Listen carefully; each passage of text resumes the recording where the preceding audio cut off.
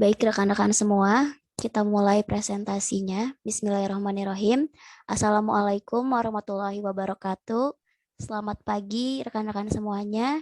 Yang terhormat Ibu Meiwati Zal Trihastuti MPD selaku dosen pengampu mata kuliah Sistem Politik Indonesia dan juga rekan-rekan yang saya hormati dan juga yang saya banggakan. Alhamdulillahirrabbilalamin, puji dan syukur marilah kita panjatkan kehadirat Allah Subhanahu wa Ta'ala yang telah memberikan rahmat dan karunia-Nya kepada kita semua sehingga kita bisa berkumpul dalam keadaan sehat walafiat. Amin ya rabbal alamin. Salawat serta salam juga tidak lupa kami curah limpahkan kepada junjungan Nabi besar kita, Nabi Muhammad Sallallahu Alaihi Wasallam. Baik rekan-rekan semuanya, kami kelompok 1 yang beranggotakan saya Fitri Farida dan juga rekan saya Reka Rizky Nurfitri akan membahas mengenai demokrasi pemerintahan Presiden Soekarno atau kebijakan-kebijakan yang ada pada pemerintahan Soekarno. Seperti yang kita ketahui bahwa Indonesia itu sudah merdeka 67 tahun ya kalau tidak salah. Nah, pemimpin yang pertama atau presiden yang pertama kita adalah Presiden Soekarno, yang mana Presiden Soekarno ini atau punya nama asli yaitu Kusno Sosrodihardjo, yang merupakan Presiden Republik Indonesia yang menjabat pada periode 1945 sampai dengan 1967. Beliau juga merupakan seorang tokoh pejuang yang memainkan peran penting dalam kemerdekaan bangsa Indonesia dari penjajah Belanda. Beliau juga merupakan proklamator kemerdekaan Indonesia bersama dengan Muhammad Hatta yang terjadi pada tanggal 17 Agustus 1945. Soekarno pertama kali mencetuskan konsep mengenai Pancasila sebagai dasar negara Indonesia dan ia sendiri menamainya. Jadi rekan-rekan untuk membahas mengenai kebijakan pemerintahan Soekarno lebih dalam akan kita bahas yang pertama oleh rekan saya Reka Rizky, kepadanya disilahkan. Terima kasih.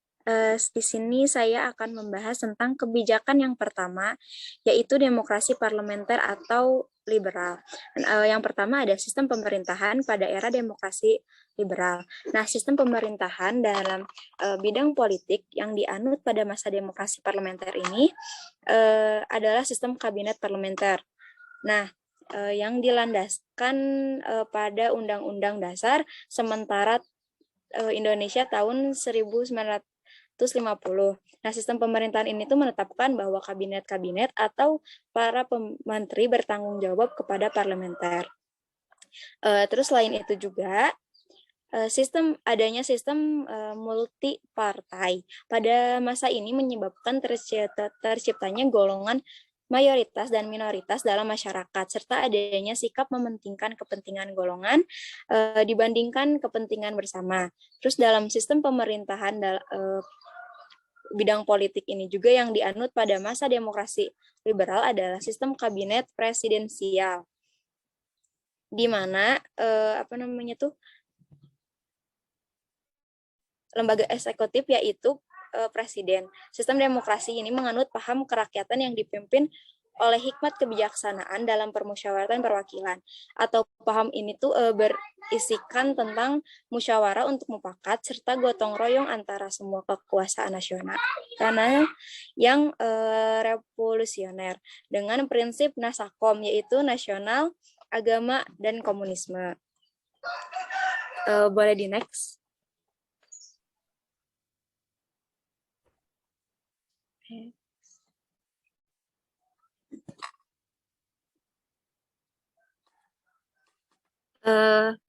Slide selanjutnya.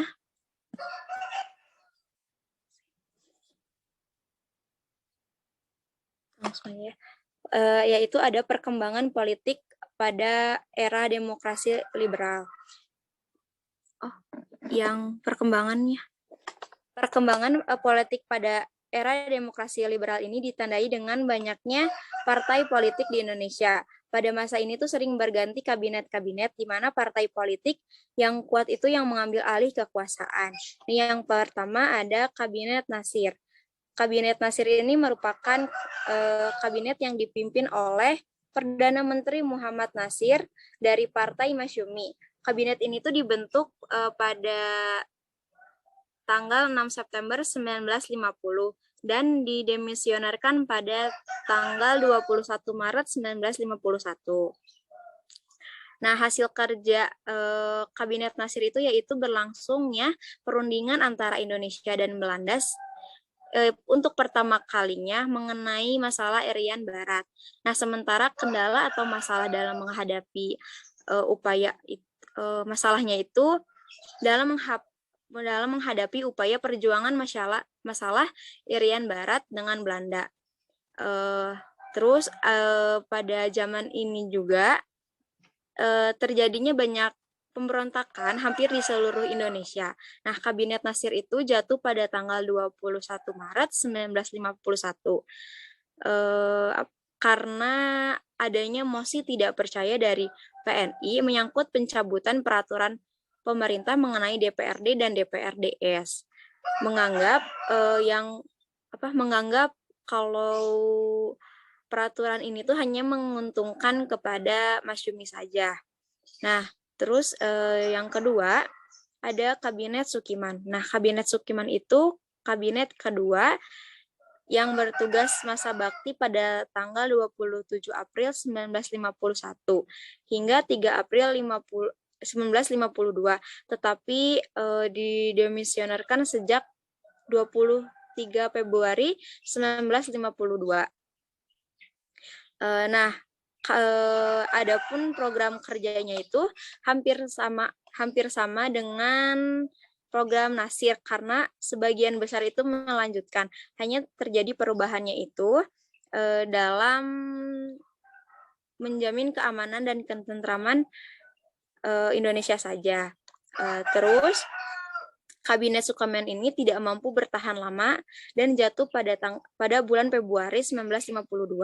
Penyebab jatuhnya kabinet ini tuh disebabkan oleh adanya kegagalan dalam pertukaran nota keuangan antara Menteri Luar Negeri Indonesia Ahmad Subarjo dan Duta Besar Amerika Serikat Merle Cochrane. Kesepakatan ini bantuan ekonomi dan militer dari Amerika Serikat kepada Indonesia. Nah, didasarkan kepada ikatan Mutual Security Act, di dalam MSA ini tuh terdapat pembatasan terhadap kebebasan politik luar negeri yang bebas aktif. Indonesia itu mewajibkan lebih memperhatikan Amerika sehingga tindakan Sukiman itu tersebut dipandang telah melanggar politik luar negeri yang bebas aktif dan dianggap telah condong ke blok barat. Nah, terus di samping itu pun penyebab lainnya adalah semakin merebaknya korupsi di kalangan birokrat dan gagalnya Kabinet Sukiman dalam menyelesaikan masalah Irian Barat.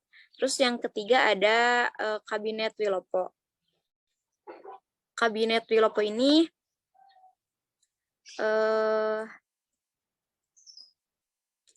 harus mengakhiri masa tugas karena tidak berhasil menyelesaikan masalah peristiwa 17 Oktober 1952.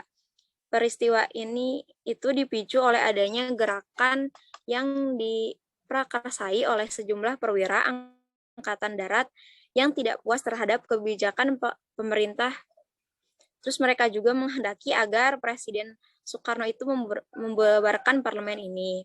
Terus yang keempat tuh ada Kabinet Ali Sastrowijoyo I atau yang disebut dengan Ali Wongsonegoro.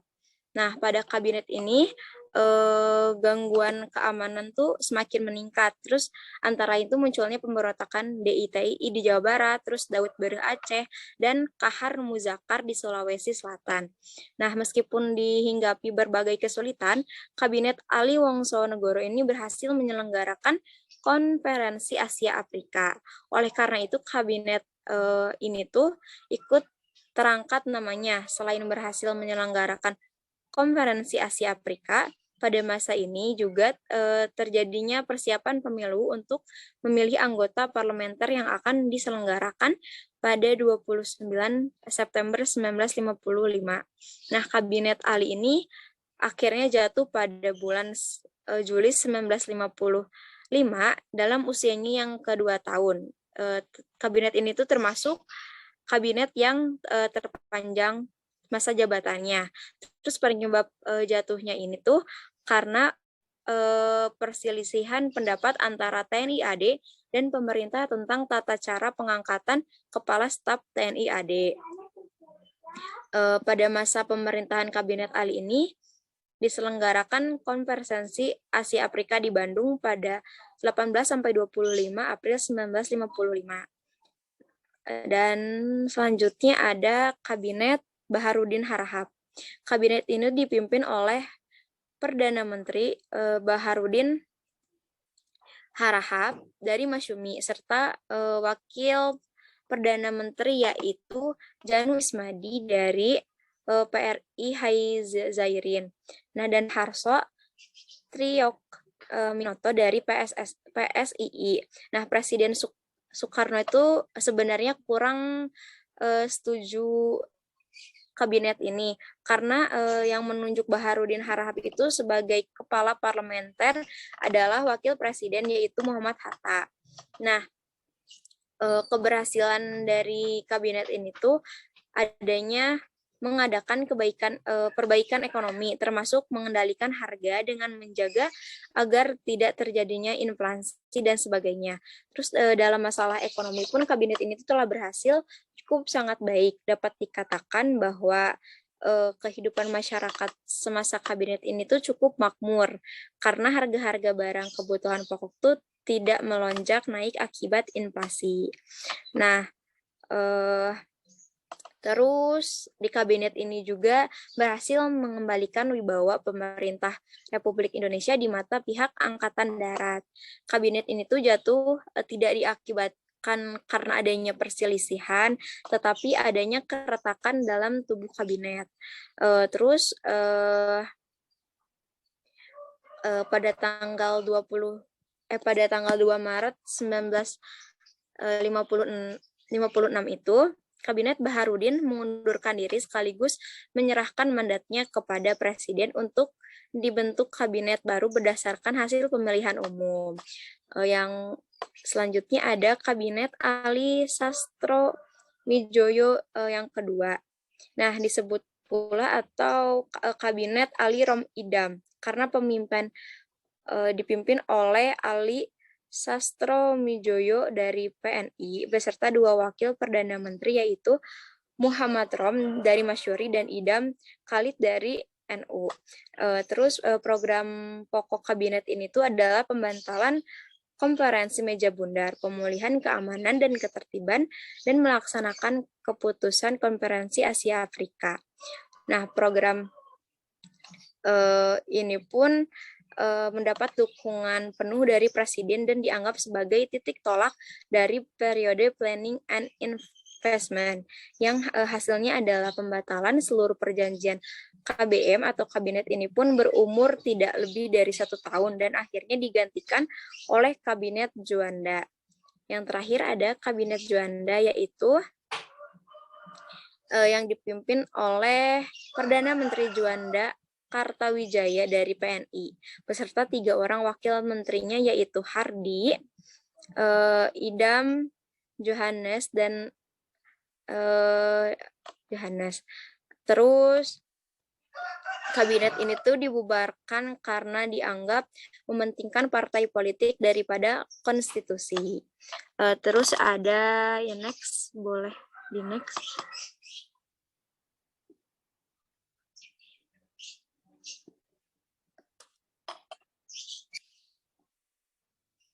Selanjutnya ada konstituente.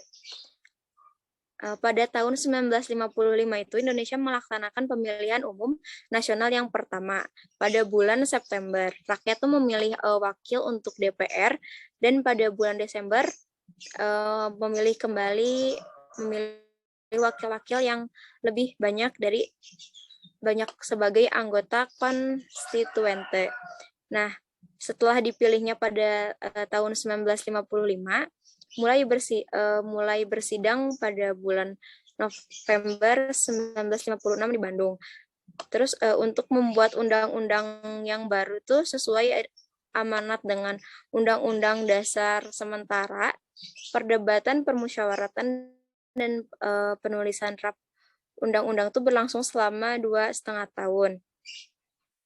Nah, perdebatan isu dasar negara ini, terutama antara golongan yang mendukung Islam sebagai dasar negara dan golongan yang mendukung Pancasila, terjadi sangat sengit. Nah, walaupun para pemimpin konstituen merasa sudah lebih dari 90% materi Undang-Undang Dasar telah disepakati, dan walaupun ada beberapa tokoh partai Islam yang merasa sudah siap berkompromi, konstituen ini tidak sempat menyelesaikan tugasnya. Terus boleh next lagi.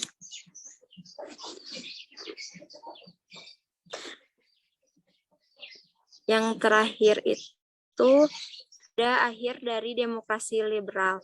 Nah, pemilihan umum 1955 itu berhasil memilih konstituente sebagai demokrasi. Namun konstituen itu gagal membentuk konstitusi baru sampai berlarut-larut.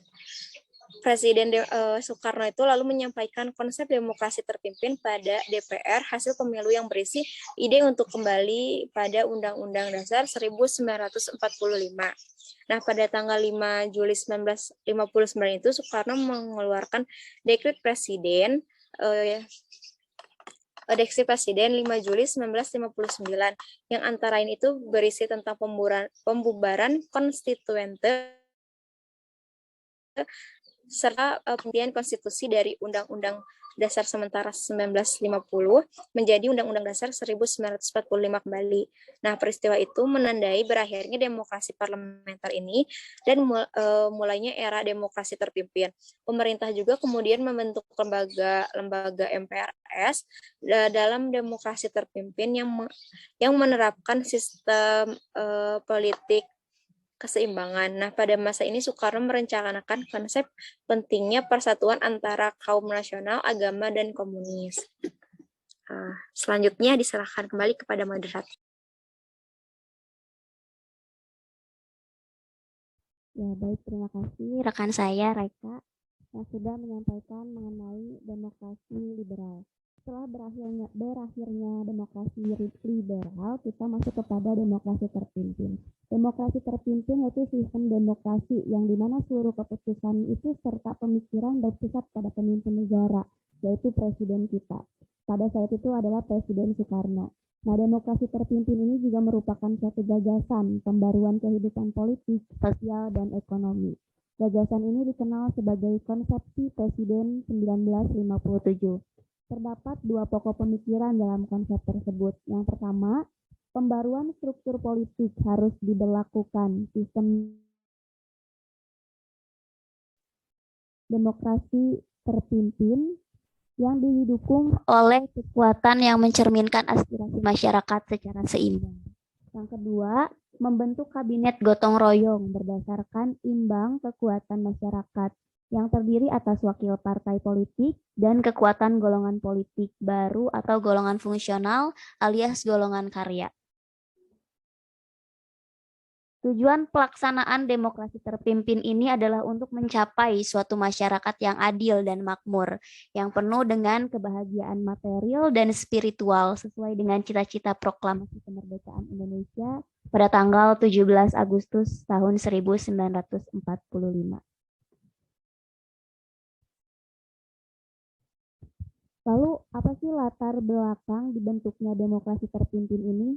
Yang pertama itu adanya kegagalan konstituante dalam merumuskan konstitusi baru, dikeluarkannya Dekret Presiden 1959, serta kondisi politik nasional yang mengalami ketidakstabilan.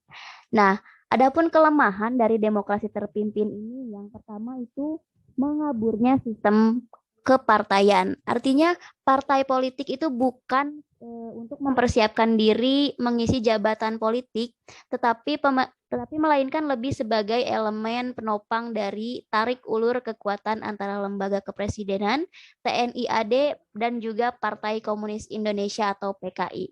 Lalu yang kedua, melemahnya lembaga legislatif. Kenapa? Karena dibentuknya DPR gotong royong atau DPR-GR membuat sistem politik yang ada di Indonesia ini melemah. Hal tersebut dikarenakan DPR-GR hanya merupakan instrumen politik lembaga kepresidenan. Proses rekrutmen politik untuk lembaga ini juga ditentukan oleh presiden. Adapun yang ketiga yaitu hak dasar manusia melemah. Nah, di sini presiden mudah untuk menyingkirkan politiknya yang tidak sesuai dengan kebijakan atau siapapun yang mempunyai keberanian untuk menentang maka akan menjadi tahanan. Yang keempat, puncak anti kebebasan pers. Nah, pada saat itu presiden eh, semakin dominan dalam proses hubungan antara pemerintahan pusat dan juga daerah. Seperti di sini ada terbatasnya otonomi daerah, ada tidak boleh ada surat kabar seperti harian abadi dan dari Masyumi dan harian pedoman dari PSI Partai Sosial Indonesia.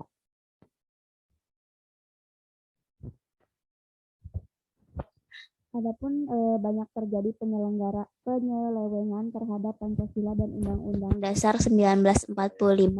Yang pertama itu pembentukan Nasakom, nasionalis, agama, dan komunis. Yang kedua, SAP MPRS nomor 3 MPRS garis miring 1963 tentang pengangkatan Soekarno sebagai presiden seumur hidup.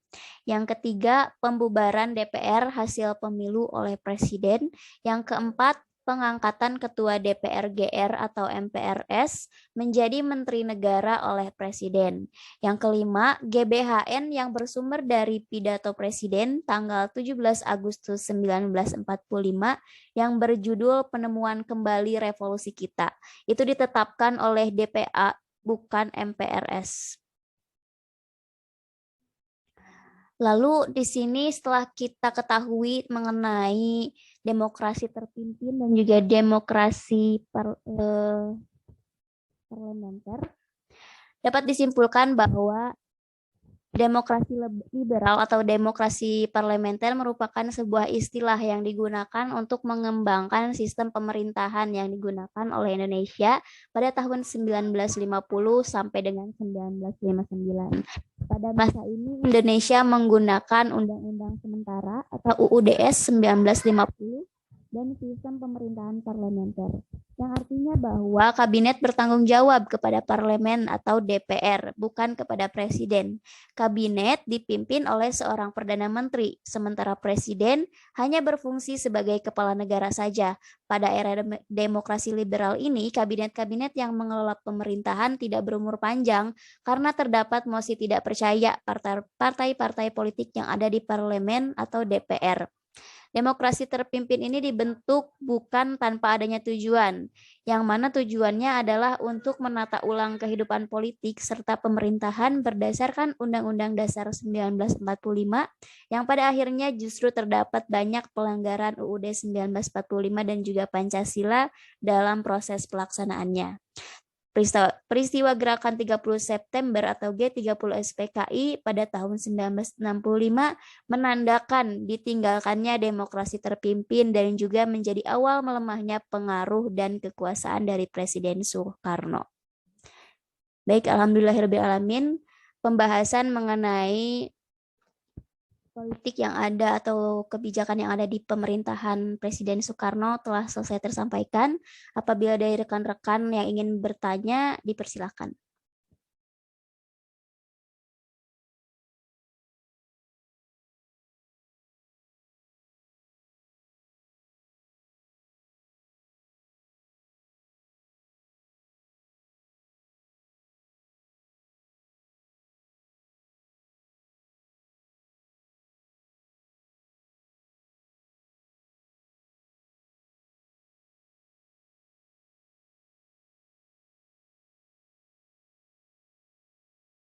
Ada yang ingin bertanya?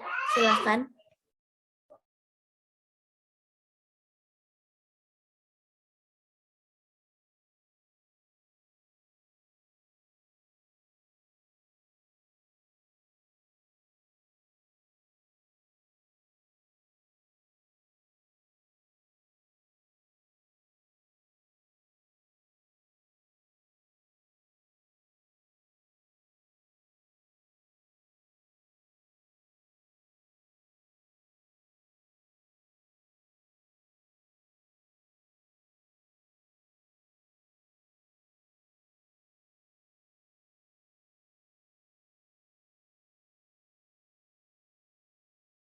Bagaimana rekan-rekan semuanya? Ada yang ingin ditanyakan?